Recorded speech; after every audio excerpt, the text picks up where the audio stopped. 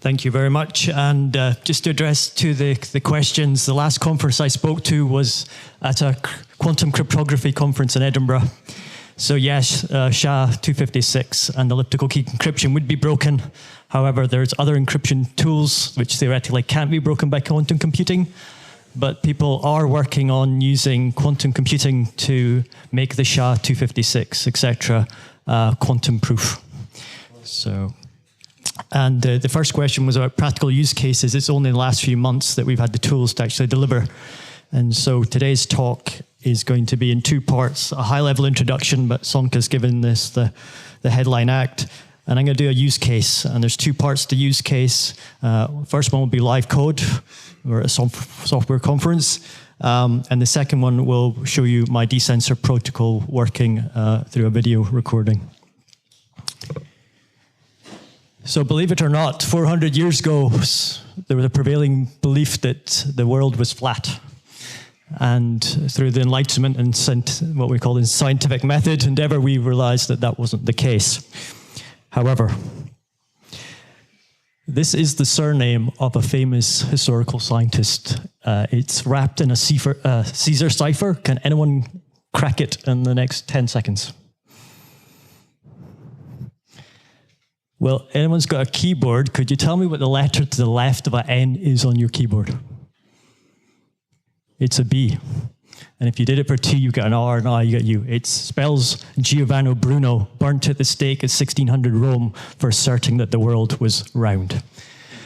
I tell this story for two reasons.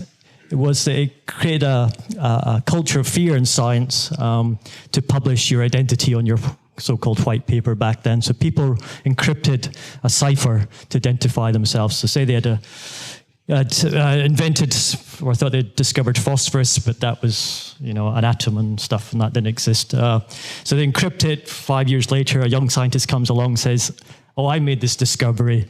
The old scientist would say, "No, I've got a cipher that proves that the Queen of Sheba was in town, and we all know that happened 4 years ago, and I discovered it. I didn't want to reveal my identity because I might end up like Bruno." And secondly, as Sonka said, the blockchain works on cryptography and this asymmetrical property. So you could have been guessing for at least more than 10 seconds my encryption, but once you knew, you could encrypt everything else. And modern day cryptography is far more complicated than this science. So the blockchain Sonka's given us an introduction, so I'm not going to labor on these points, except if you are new to it, you have to understand these words and a few more. But what I do want to pick up on is that even if we understand the technical mechanics of Bitcoin, we still don't understand the blockchain. So the blockchain is far more than cryptography. So we have that in our top left. But it also has this monetary economic incentive. So when you discover a block, you get a monetary token, which the world puts an exchange rate to US dollar in every currency. But even that's not enough. It has this sort of game theory built in. So the miners get these tokens, which may have a monetary value. But if 51% of the miners colluded, then we couldn't trust the auditable trail in the blockchain. And so those tokens would go to zero. So there's a disincentive for the people who own the tokens to collude, because today on my laptop, I have a copy of Bitcoin, and other people that are not miners have a copy of Bitcoin. So we'll be able to analyze the blockchain to look for patterns of collusion, which we would then tell the rest of the world, and thus the miners or people holding the Bitcoin tokens will go to zero. So Bitcoin is more than cryptography, and it's actually more than these two other variables. But I like to use the analogy to a gas plasma in nuclear fusion. You have magnets in tension keeping the plasma in check. And so these three variables plus a governance model of the upgrade of the core protocol, which is a problem in the space still, and also the physical deployment of your peer-to-peer network. So there's concerns about the centralization of mining in China, for example, in the Bitcoin community. But ultimately, we have to solve a problem. I think Martin raised this in his talk. So in Bitcoin, it kept the money honest. In Ethereum, Sonka mentioned these smart contracts computer programs. Ethereum's blockchain uses the same proof of work algorithm to keep the computations honest. And I make the claim in science, none of those two properties keep science honest. So I describe it as, even if you have all the money and all the compute power in the world, it would be impossible for a scientist to make a false claim about the validity of their science. It's a big claim, and I'm going to build a case of how we can achieve that through the demos. So let's go skip past this. So just a few observations about science today in the 20th century outlook. This is a lab of the future, so very few humans, lots of computers, automated sequencing. I put this opaque box to say that generally the data doesn't get out. And I think it should be a right that all data is open, permission access to it. And more importantly, even if we make an insight from science, we have to apply it to the real world. And science has to now adapt to operate in a far messy environment. And we need to go away from a paradigm of clinical trials or publishing mindset into what I call a computationally active or living knowledge network, where all science is validated in real time, all the time. So I'm just going to peek into the future by showing you a demo I did to inspire myself at the start of the project 4 years ago. So the goal is to end up with a fully functioning simulated human, an average one for a start, and then personalized to me, where I can drill in and get a real-time analytics of what's going on in my body, but not just humans, but all life forms. We don't live in isolation. We live on a living planet with the simulated climate models. NASA does this already for climate. And then we have this concept of knowledge, which is intangible. And so we need some sort of way to visualize what's going on. And I nicked this from someone from Wikipedia. So this would be underpinned by the science blockchain. So we have clusters of our understanding. Maybe over here we have swimming, and over there we have neuroscience, and there's no real understanding in science how these two disciplines come together. So it shows graphically that we can focus our research to bring an understanding between those two domains.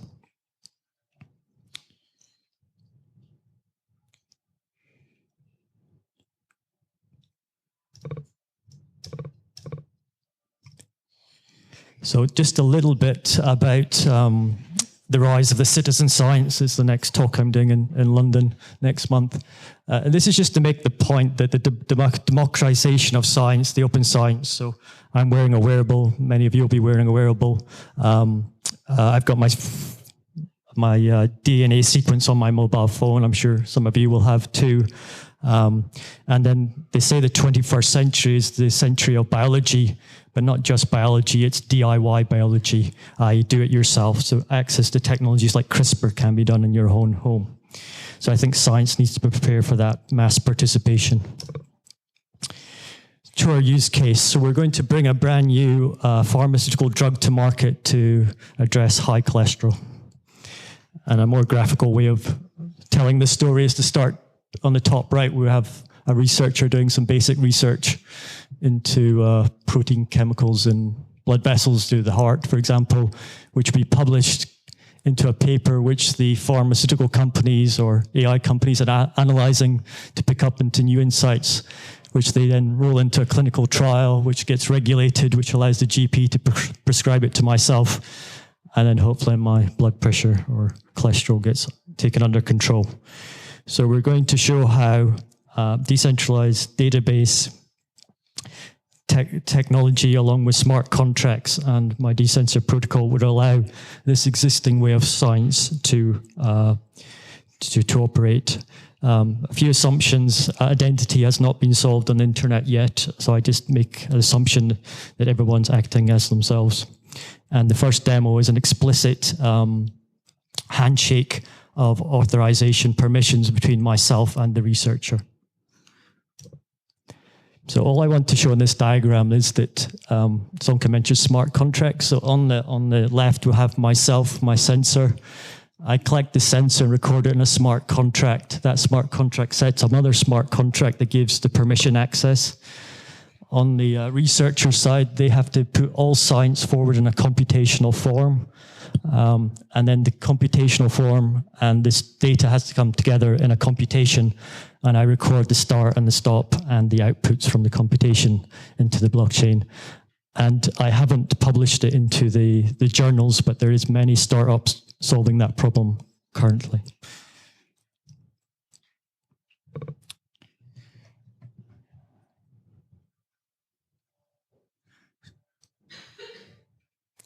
So a little bit of orientation on the interface. This white interface here is myself, the individual, and we have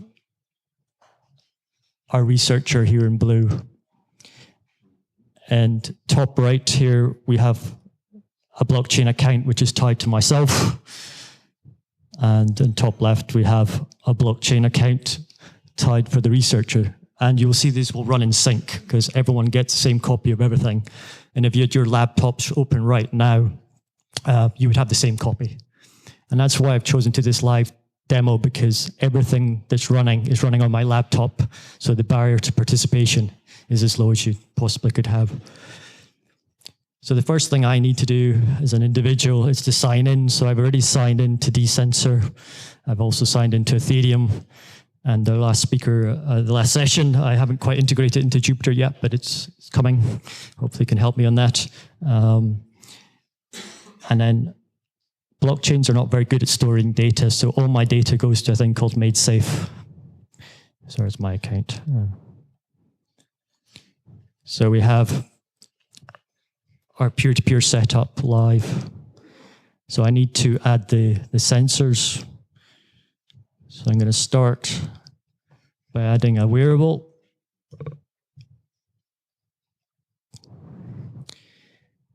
I'm just going to manually put in the firmware, but in the real version, it makes a Bluetooth call to the wearable and extracts all the firmware and details. And then I have to match it to a data model.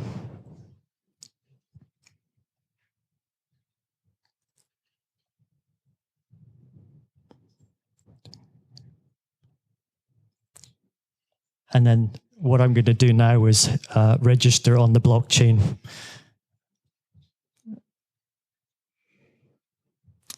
And so we heard the concept of mining. So transactions can only be accepted into the blockchain once a miner accepts it. So I'm going to start the mining process on this account. In real world, mining's going on all the time. So here we go, kicking in there. So there's a sensor being registered on the network, and then the second permission contract. And so the data comes streaming in from my wearable. Every megabit is being encrypted and stored to this crypto storage platform called MadeSafe. So we have the data, and now we need the science.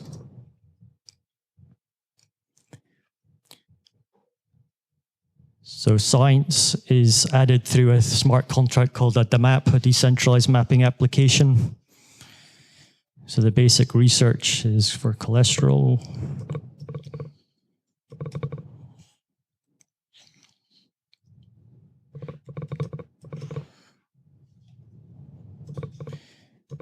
In the real world, this would be integrated into the research tools for each discipline of science or Jupyter. We want to do some blood, and it's over time.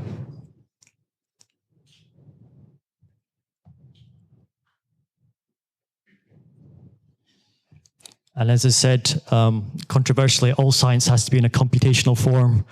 But I think our second last talk, again, showed how even mathematics is now going to be in a computational form. And then here we've just used GitHub. So every time you publish to GitHub, you have its URL.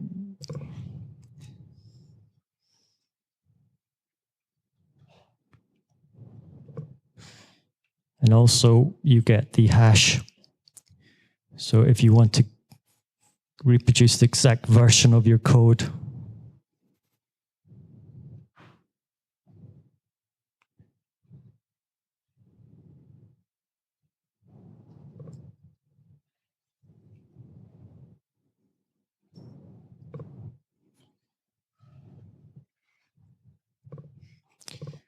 And as the Jupyter presentation showed, the software extends right through to visualization.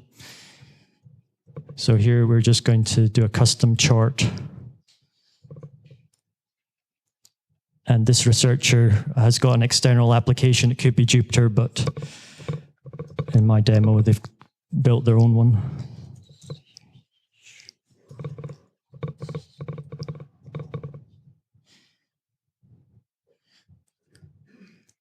So the science has been committed to the blockchain, but the miners have to accept it again. So they very quickly accept it. So we now have the data and we have the computation. We need a mechanism to bring both together. So the researcher then invites the peer. So they have access to my public key.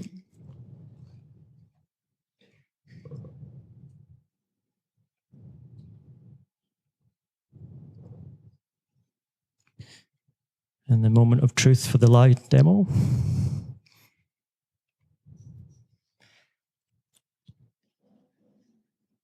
So there's a message being sent across the peer-to-peer network asking my data store for access to the blood data.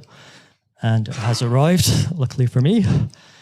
And the smart contract from the researcher needs the identification of the smart contract from my data. And this very simple example, there's only one in the system, but you can imagine as you have multiple requests and multiple data types, it's a hard problem to solve. And so this is one of the key projects that we're working on. And I grant permission. The researcher needs more than one person to join their study. So they go through the process. They then execute their code.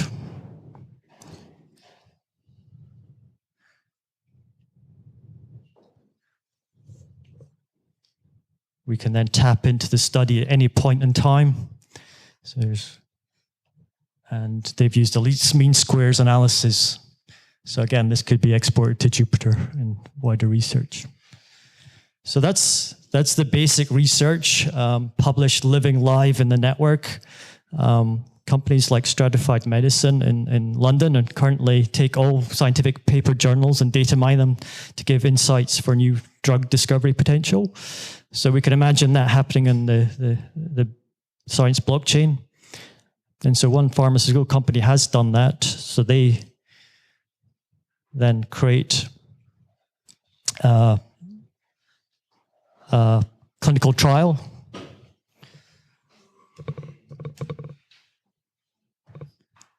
I'm just going to skip this.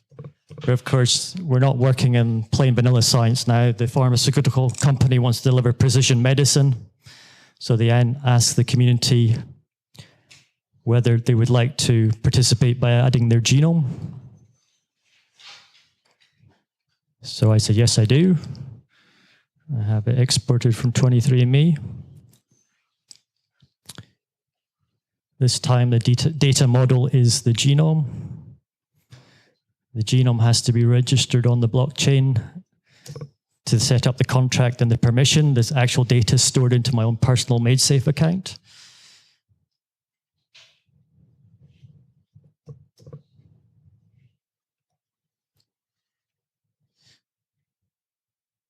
So this time when the smart contract for the science is being created, I can ask for the blood, but I can also ask for the gene.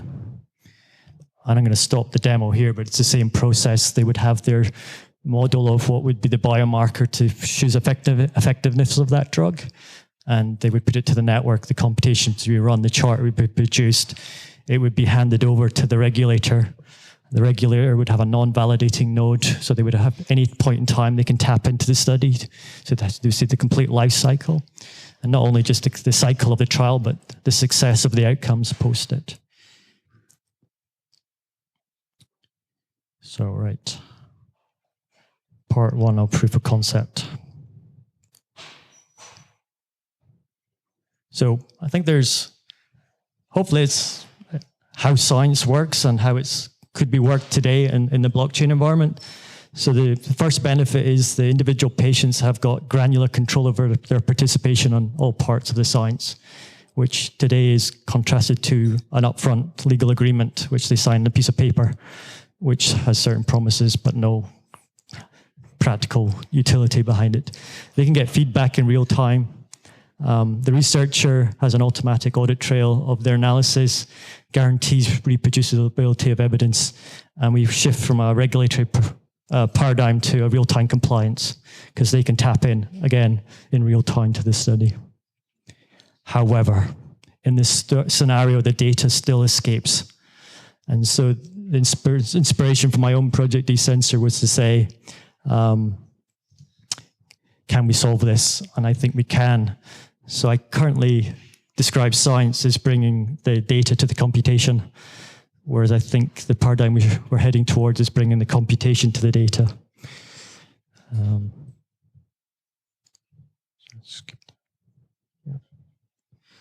So I make the case that all science, the only thing that unifies science is the outcomes. It has to be computationally active. It's got complete automation. It will be out with the realms of human bias, and it will be secured by the blockchain. However, the innovation and learning we've learned from Bitcoin and Ethereum is based on artificial scarcity, and I think science is based on the abundance of knowledge. So we have to secure our blockchain in a different paradigm from the financial services. And I think we can do that through a combination of technologies. As when I set up the wallet called the triple lock. So you have crypto storage, you have crypto compute, and a cryptized messaging system, all wrapped in an artificial intelligence that governs the quality of the science. So we had the diagram pre the first demonstration. All I want to say is that this is the same diagram and rearranged, but rather than having a peer-to-peer explicit paradigm, I'm just trusting that every participant will trust the protocol. We trust the protocol and we get the properties of keeping science valid. So I'm going to show you just a quick recorded demonstration of the same scenario, but done using the decentralized mapping protocol. So what's happening on the bottom left is I'm cloning 100 peer-to-peer accounts, which have got genomics, blood data, and mobile data, wearable data. And the decentralized sampling protocol has chosen peers to participate in the sampling. When they're chosen, they go to GitHub and download the code. It's sanitized. They run the computation. All computations have to produce a prediction path of the outcome of their science. Those outcomes are then recorded into the blockchain, and as reality moves forward, we will see how effective the actual outcome was. So they said my cholesterol go down 10% over 3 months. I take the drug, I participate as they prescribed. Is it 10%, 20%, or did it not change at all? So all these demos are online, and the slides will be made available so that you can watch them more at your leisure. And the second one I point to is going through in slow motion the actual stages. So we have the smart contract being created and the output of the prediction path. Let me just go through it. So we have the code being downloaded, the smart contract starting the computation, recording. The actual code is sandboxed and sanitized.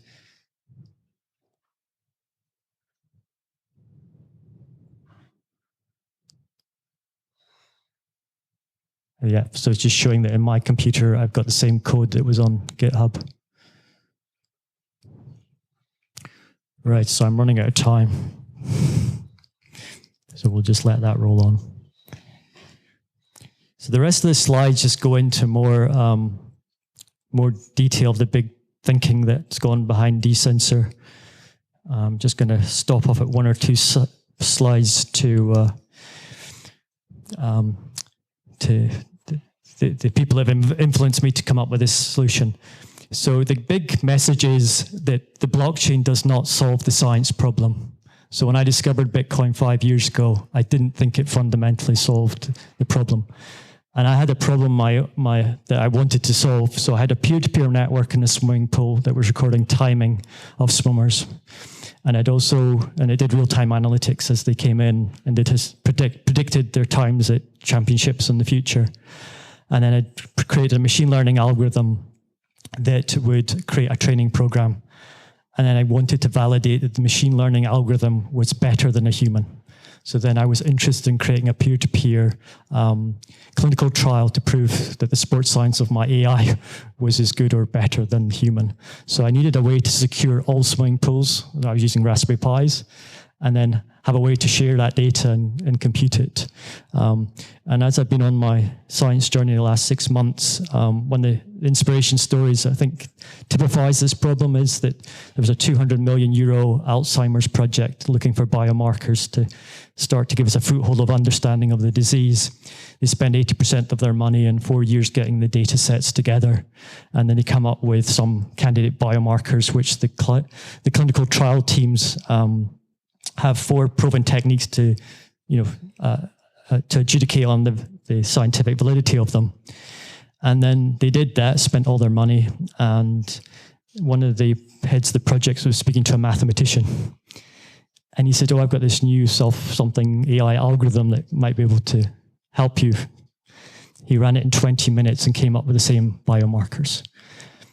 So I tell that's the positive story. We may solve the reproducibility and other things. It's the network data size problem and the liberation of new breakthroughs at a faster and more innovative, collaborative environment. Doug Engelbart was the father of the mouse and also the way to author knowledge. So he talks about this discovery space. In December last year, I discovered a paper written in 1988 by this guy, Paul Thackard. It underpins the theory of my desensor project. So I encourage you to read it.